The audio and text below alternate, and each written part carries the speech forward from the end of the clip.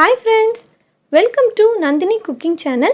இன்னைக்கு நம்ம சேனல்ல பார்க்க போறது நம்ம எல்லாருக்குமே ரொம்ப பிடிச்ச சிக்கன் தம் பிரியாணி தான் பார்க்க போறோம். பிரியாணி அப்படினாலே நம்ம எல்லாருக்குமே ரொம்பவே பிடிக்கும். அதுவும் இந்த மாதிரி பிரியாணி பாத்திரத்துல வந்து தம் பிரியாணி செஞ்சோம் அப்படினா அது ரொம்பவே சூப்பரா இருக்கும். இன்னைக்கு நம்ம 2 kg சிக்கன் தம் பிரியாணி தான் எப்படி செய்யறது அப்படினு பார்க்க போறோம். இதுல போடுற அளவுகள் எல்லாம் நான் கீழ டிஸ்கிரிப்ஷன்ல கொடுக்கிறேன். நீங்க அதுல போய் செக் பண்ணி பாத்துக்கோங்க. சோ இன்னைக்கு நம்ம இது எப்படி செய்யறது அப்படினு தான் பார்க்க போறோம். இதே மாதிரி இன்னும் நிறைய ரெசிபீஸ் நீங்க பார்க்கணும் அப்படினு நினைச்சீங்கன்னா ப்ளீஸ் நம்ம சேனலை சப்ஸ்கிரைப் பண்ணி வச்சுக்கோங்க. பக்கத்துல இருக்க பெல் ஐகானை கிளிக் பண்ணி ஆல் அப்படினு கொடுத்துருங்க. இப்போ நம்ம பிரியாணி செய்ய ஆரம்பிச்சிடலாம். ஃபர்ஸ்ட் பிரியாணி பாத்திரத்துல 200 ml எண்ணெய் சேர்க்கிறோம்.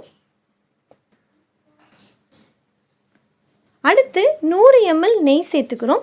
எண்ணெயும் நெய்யும் சூடானதுக்கு அப்புறமா 2 பிரியாணி இலை, 4 பட்டை, 4 கிராம்பு, 2 ஏலக்காய், 2 அன்னாசி பூ, கொஞ்சமா கல்பாசியும் சேர்த்துக்கிறோம். இந்த மாதிரி கல்பாசி சேர்த்து செய்யும்போது பிரியாணி ரொம்பவே டேஸ்ட்டாக இருக்கும். அதே மாதிரி நெய் சேர்க்கும் போதும் பிரியாணி ரொம்பவே வாசமாக இருக்கும். இதை நல்லா வதக்கி விடுங்க. இப்போ இதில் நம்ம ஒரு 6 பச்சை மிளகாய் வந்து சேர்த்துக்கிறோம். உங்கள் காரத்தை பொறுத்து நீங்கள் வந்து சேர்த்துக்கோங்க. அடுத்து நம்ம சேர்க்க வேண்டியது வந்து பெரிய வெங்காயம். நாங்கள் இன்னைக்கு ஒரு 7 பெரிய சைஸ் வெங்காயத்தை வந்து நீளமாக கட் பண்ணி வச்சுருக்கோம். அதையும் இந்த எண்ணெயில் நல்லா சேர்த்துட்டு நல்லா வதக்கி விடுங்க.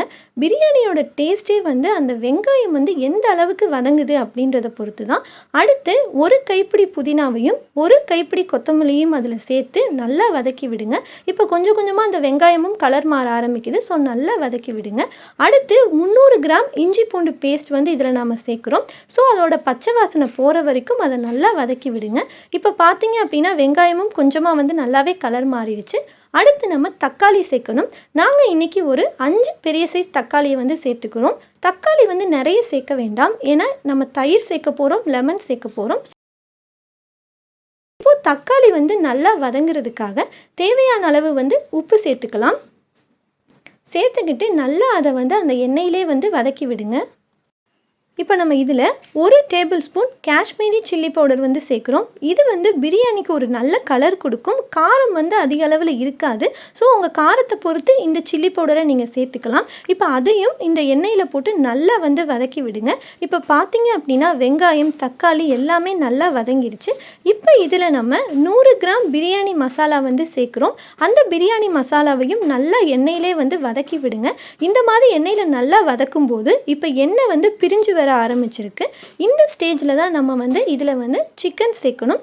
இன்றைக்கி நாங்கள் 2 kg சிக்கன் வந்து எடுத்து வச்சுருக்கோம். ஸோ அதையும் இந்த பிரியாணி மசாலாவோட நல்லா வந்து கலந்து விடுங்க. ஸோ அந்த மசாலா ஃபுல்லாக அந்த சிக்கனில் இறங்குற மாதிரி நல்லா கலந்து விடுங்க. இந்த மாதிரி சிக்கனை வந்து எண்ணெயில் அந்த மசாலாவில் நல்லா வந்து கலந்து விடுங்க. இந்த மாதிரி செய்யும்போது தான் நம்ம போட்ட எல்லா மசாலாவுமே சிக்கனில் நல்லா இறங்கி ரொம்பவே டேஸ்ட்டாக இருக்கும். ஸோ இப்போ உங்களுக்கு பார்க்கும்போதே தெரியும் நல்லா வந்து சிக்கன் வந்து அந்த மசாலாவோட கலந்துருக்கு. இப்படி நம்ம வதக்கும் போது தான் சிக்கன்லேருந்தும் கொஞ்சம் தண்ணி வரும். அடுத்து நம்ம சேர்க்க வேண்டியது இதில் கொஞ்சமாக வந்து நம்ம தயிர் சேர்க்கணும்.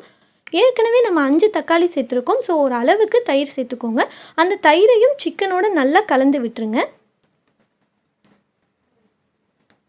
இந்த மாதிரி கலந்து விட்டுட்டு அடுத்து 2 லெமன் எடுத்து வச்சுருக்கோம். ஸோ அதோட ஜூஸையும் இதில் சேர்த்துட்டு நல்லா கலந்து விட்டுருங்க.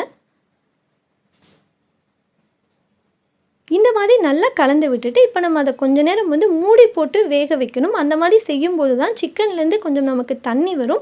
இப்போ ஒரு 4-5 மினிட்ஸ்க்கு அப்புறம் வந்து நம்ம இதை திறந்து பார்த்தோம் அப்படின்னா இப்போ அந்த எண்ணெயெல்லாம் அழகாக வந்து பிரிஞ்சு வந்திருக்கு. சிக்கனும் ஓரளவுக்கு வெந்திருக்கு. இப்போ அதை திரும்பவும் நல்லா கிளறி விடுங்க. இப்போ இதில் நம்ம ரைஸுக்கு தேவையான அளவு தண்ணி எடுத்து வச்சுருப்போம் இல்லையா? இன்றைக்கி நம்ம சீரக சம்பா ரைஸ் தான் எடுத்திருக்கோம். ஸோ 1:2, அதாவது 1 டம்ளருக்கு 2 டம்ளர் தண்ணி சேர்க்கணும். அதில் கொஞ்சம் தண்ணியை எடுத்து இப்போ சிக்கனுக்கு கொஞ்சம் ஊற்றி திரும்பவும் அதை நம்ம வேக வைக்க போகிறோம். அந்த மாதிரி செய்யும்போது உங்களுக்கு சிக்கன் வந்து நல்லாவே வந்து வெந்திருக்கும். இப்போ ஒரு 5 மினிட்ஸ் ஆயிடுச்சு. இப்போ ஓப்பன் பண்ணி பார்த்தோம் அப்படின்னா சிக்கன் நல்லா வெந்திருக்கு. இந்த ஸ்டேஜில் தான் நம்ம ரைஸ் சேர்க்கணும். இன்றைக்கி நாங்கள் 2 kg சீரக சம்பா ரைஸ் சேர்த்துருக்கோம். ஸோ அதை வந்து இதில் சேர்த்துக்கலாம். இப்போது ரைஸுக்கு தேவையான அளவு தண்ணி ஊற்றணும். நம்ம ஏற்கனவே கொஞ்சம் தண்ணி ஊற்றிருக்கோம். ஸோ சீரக சம்பாவுக்கு 1:2 ரேஷியோ தான். இப்போ அந்த ரைஸுக்கு தேவையான அளவு தண்ணி ஃபுல்லாக சேர்த்துட்டு அந்த ரைஸை வந்து அந்த தண்ணியில் நல்லா கலந்து விடுங்க. இப்போ இதில் உப்பு காரமெல்லாம் கரெக்டாக இருக்கான்னு பார்த்துக்கோங்க. இப்போ தான் நம்ம அடுத்து என்ன பண்ணணும் அப்படின்னா, இப்போ நம்ம ஊற்றின தண்ணி எல்லாமே குறைஞ்சு அந்த ரைஸ் வந்து மேலே வரணும். ஸோ அதுக்காக நம்ம கொஞ்சம் நேரம் வந்து தட்டை போட்டு மூடி வைக்கலாம்.